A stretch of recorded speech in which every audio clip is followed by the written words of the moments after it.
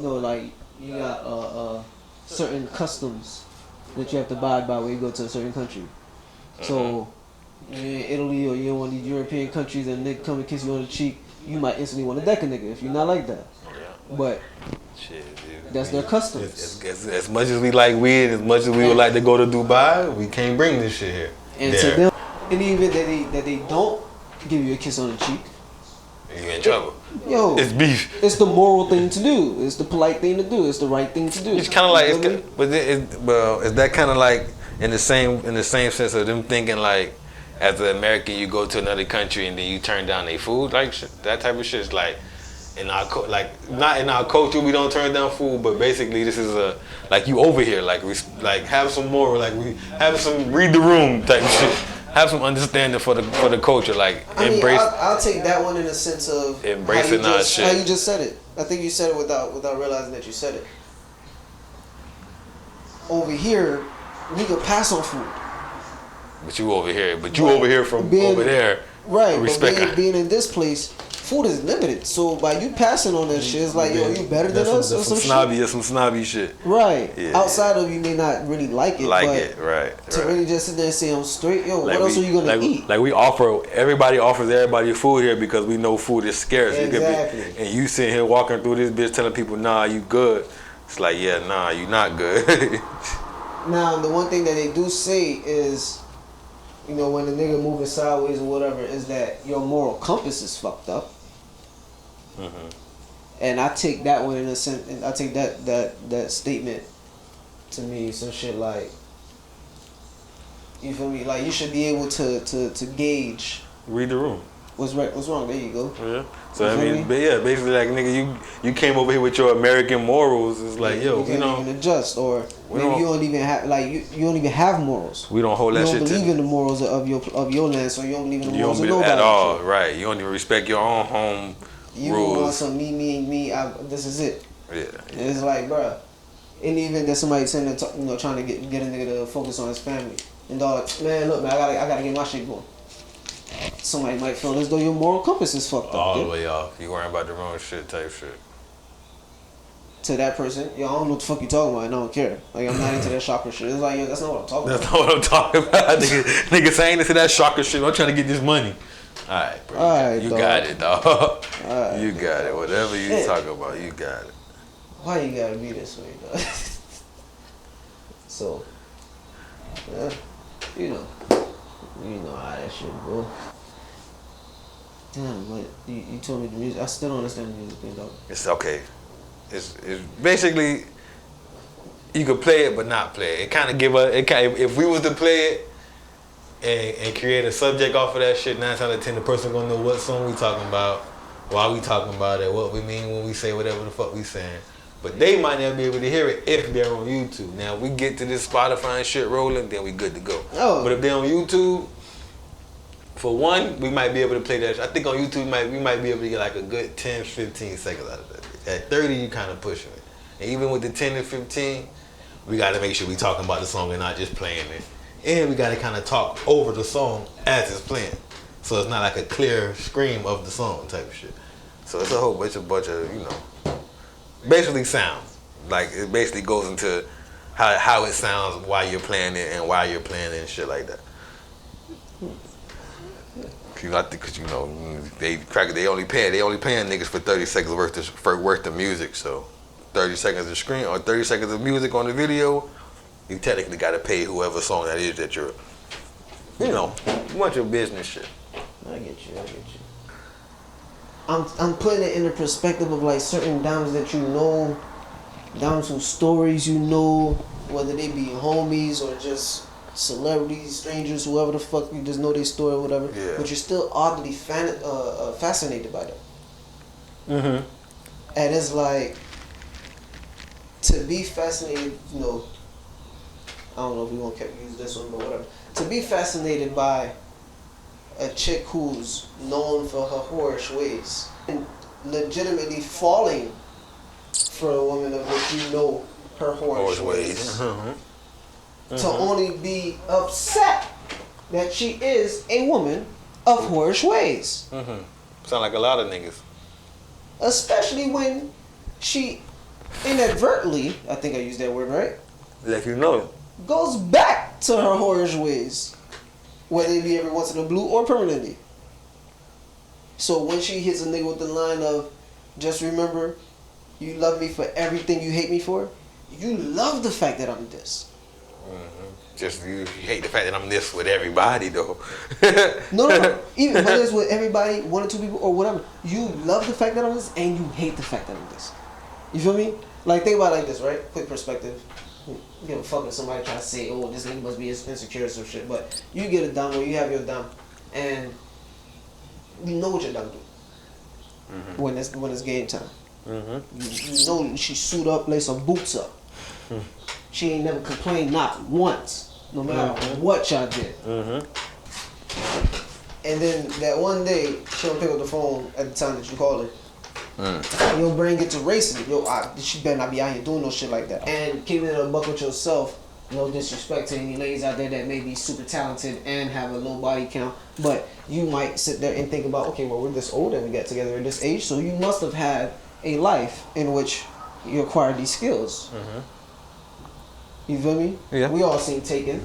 The nigga said I acquired these skills over a period of time in my life. You know what I'm saying? So you learn this. You learn the super gawk, basically. You feel me? Yeah. You learn to grip the headboards and just let them have your face. You learn that. You feel me? So in the event that is that, and like you feel me? You know the energy. You should have told you about her past, or maybe you knew her from way back when y'all got together. And now when she don't pick up the phone, you instantly hit her with a damn hoe. Where the hell you at? You out there something? Well, you, like, you out there dropping that neck, bitch. Yo, that got some nigga dick in your mouth, so you not picking up the phone. Yo, my boy. Relax. Calm down. Calm down, my G. But what's going on in your head is, nah, cause I know her. I know how she get down. And it's like, to the ones that experience it, most times they feel hurt. And it's like, damn nigga, so if you know me, you should know that I ain't gonna try you. Until you try me, bitch. You feel me? But, you know, to something that's going beyond that. But I also know the other side of you that don't give a fuck. I was afraid this was one of your I don't give a fuck moments. I'm more concerned. I ain't gonna lie. I'm more concerned with the side that I don't know, but I know you got. You feel me? Like on the sense of like I know, like it's a sense of like she say, oh, you know me, but you should know that I wouldn't do that shit to you until you do it to me, and that's what I'm afraid of. So if I know you got a whole side to you, and yeah, I'm okay with it because yeah, I receive my benefits from you having a whole side. But this is when you showing your whole side to everybody else. That's kind of like that's the side that I don't want to see from you. This is the side that I'm not interested in. And so it's like it's gonna be a the stranger that it's the stranger that we don't know, or the devil that we don't know, or the devil that we do know. However the saying goes, it's like you fear what you don't know. You fear the unknown. It's like I know you got a whole side, but I don't know how far your whole side goes, and I'm not really interested in finding it out and then when I do, it's like oh shit, that's like that's what I mean, like. Yeah, bitch, I'm not interested in finding out your whole side. I don't want to know. I know about it, but I'm not interested in being well acquainted with that motherfucker. That's why the gurus come in and they also let you know to be comfortable with yourself and be ready for whatever. Yeah. You get what I'm saying? Because in the event that a snake turn its ugly head, you got to deal with it. You got to be willing to hey, all right, it might be time for me to part ways with you. You know what I'm saying? Yeah. Humbly, respectfully, hey, I'm gonna holler at you. Go live your life. And you ain't going nowhere. That's another Why thing. Not? Be afraid, but be aware. Don't be naive to the fact to where when it happens you blindsided. Now, just I ain't gonna lie, it sounds bad, but keep that apprehensiveness. If you're dealing with somebody and you know that they got a side that you don't necessarily agree with.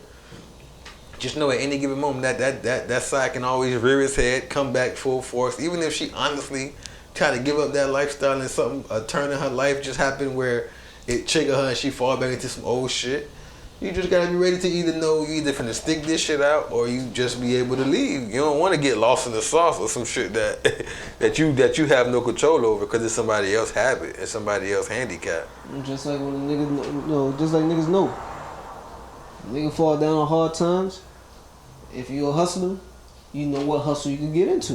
You be back. Whatever it is that you do, you not even on some like real bona fide hustler. You feel you gonna bounce back. You just know how to move. You know how to move around. Any event you go broke, if you a nigga that used to trap, you finna go trap. You get back to it. Not gonna sit there and play with any man's dignity or if all else fails, have a nigga out here questioning his pride like nigga ain't never. Yeah, cool nigga, that's you. But any event that I know I'm capable of doing this thing, this skill, no matter how long ago, I used to do it. In the event that I go broke and I know I can make a couple dollars doing this shit, I'm liable to go do it. So put that in the perspective of a female. No disrespect to nobody. I'm just saying. I'm just talking. I'm just saying. But in the event that you used to dance, if you still on point, you liable to go dance real quick. You feel me? It's like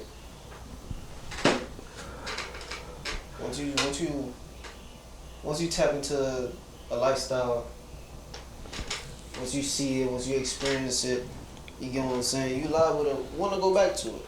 Yeah. If in the sense of I haven't explored it enough. If all else fails. Or if all else fails. You feel me? But the if all else fails part, you feel me? Granted, if Shorty tried it that one time and whatever, she might not really go straight back to that. Granted, today's technology, you got all the other options. You know what I'm saying? Yeah. Okay, I see what you got. But it's more about what I'm referring to it as. Let's say a nigga used to trap, right? And you got a couple niggas that know how to move an ounce. But that's not really, that's not a lot. You know what I'm saying? You got niggas that got limited clientele. Like maybe they know they can make a little bit of change, but they ain't never really made a lot of bread moving. You feel me? Yeah. So, they shit was, I know exactly how much I could make from this because I did it for a period of time. Like maybe I did it for a year or two.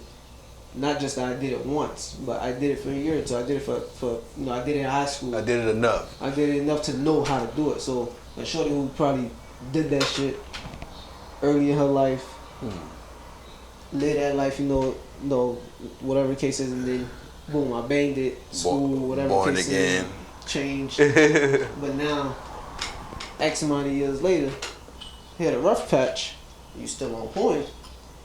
You like bingo. All else fails. Get the bag real quick. I'm gonna go grab his bag. I know the bag. Grab his bag and bounce. I'm gonna grab his bag and bounce back to where I need to be, and I'm just done. Like most people that live in those alternative lifestyles, as far as in the streets, in the club, the nightlife, even when they bounce, even when they grow out of it or they leave it alone, all else fails. That's always a quick grab bag for them. And take whatever bag you just grabbed. Put that shit where you trying to go at again, because that just fell real quick and you needed some quick little capital. It's true. It's true. Because you never really know yourself until you put in certain situations. You feel me? You really know yourself through experiences. Yeah. So. Yeah. You got people that be like, I could never do this, I'd never do this, or I would do this. It's like, yeah, when we get into that situation, shit be totally different. But then you also got that situation where it's like